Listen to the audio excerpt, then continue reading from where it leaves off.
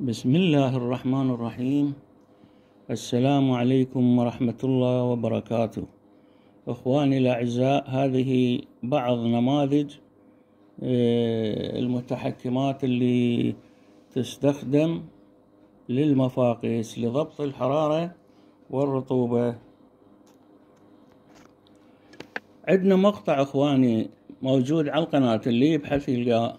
احنا استخدمنا بالتفقيس سابقا أو قديما هذا المتحكم، يسموه متحكم أوتوماتيك. هذا بفرق كبير عن المتحكمات الإلكترونية. ومع هذا يا إخواني يحصل تفقيس جيد. وأكو أقدم من هذا المتحكم إخواني، اللي هو متحكم هوائي. هذاك به فرق 3 درجات صعود ونزول، 3 درجات صحيحة، يعني مو عشرية. هاي الصورة إخواني من مقطع فيديو أيضا موجود على قناتنا بمتحكم أوتوماتيك. يعني التشغيل يبدي الهيتر يشتغل أو المصباح يعمل ب35.5، ويبدي يصعد الحرارة إلى أن توصل 39.5، يفصل الهيتر. بهاي الدرجة يفصل الهيتر، وفي هاي الدرجة يشتغل الهيتر. يعني إخواني هذا قانون فيزيائي، مو من جيبي أني. يعني إذا يوصل الحرارة 39.5، مو معناتها البيض يكتسب هاي الحرارة ويوقف عليها، لا. ومن توصل الحرارة من تنزل 35.5، هذا مو معناته بأن البيض يكتسب هاي الدرجة ويظل ثابت عليها، لا. وإنما يأخذ أو يكتسب المعدل الوسطي بين هاي الدرجة العليا وبين هاي الدرجة السفلى، اللي هي 37.5. هو المطلوب اللي يحصل بيها تفقيس جيد.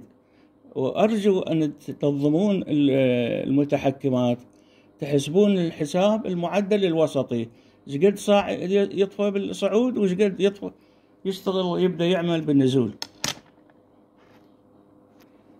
وراح أسوي لكم تجربة عملية، يعني تقطع الجدل والنزاع والاجتهاد. أرجو أن تشتركون إخواني بالقناة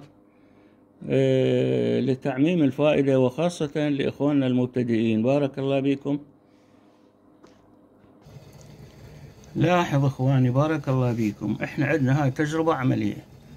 شوف هذا المشعل مال النار مفتوح، والغليان المي، يعني درجة الاتقاد للغليان وصلت حتى، وبدأ الماء يغلي. يعني هسه احنا راح نطفي مصدر الحرارة. هذا هو مصدر الحرارة، راح نطفيه. لاحظوا اخواني هاي الغليان، وراح نطفي.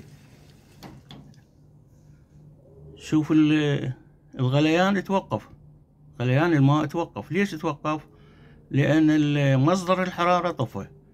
فهاي تجربة عملية ما تقبل بأن إذا طفى مصدر الحرارة مهما كان هيتر مصباح، هذا لا يعني بأن الحرارة تبدي تستمر بالارتفاع. هذا ما يقبلها لا العقل ولا المنطق اخواني.